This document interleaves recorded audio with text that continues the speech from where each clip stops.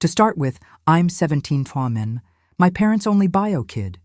They never had a lot, and they're not super hard-working either.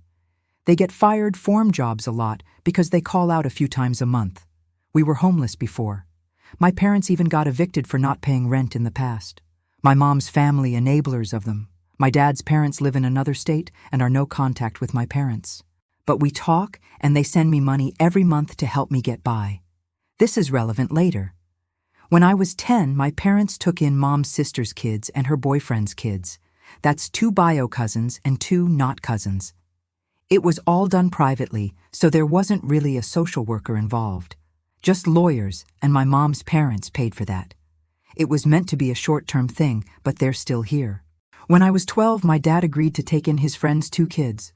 Again, it was done privately, and they didn't have a social worker involved. It was just a lawyer, and my parents sold stuff to pay for those legal fees because we didn't have the money. Our house is only 3 bedrooms, so it was really tight, and money was tight. My dad's parents wanted to take me in, but my parents were like, no way, and told them to fuck off and leave me where I was with my family.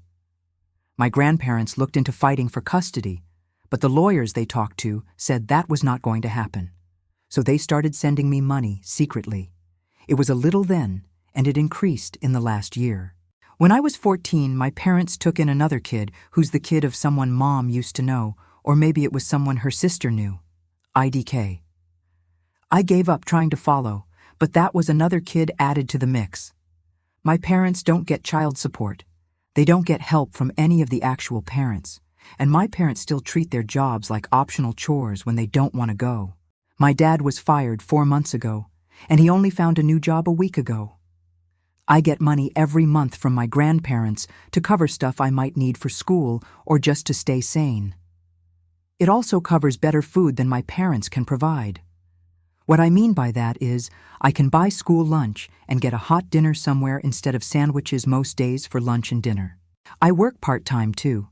I save some of the money from my grandparents and what I earn. My parents found out about the money after listening to a conversation I had with Grandpa a couple of months ago. Since then, they have asked me to help provide for the family.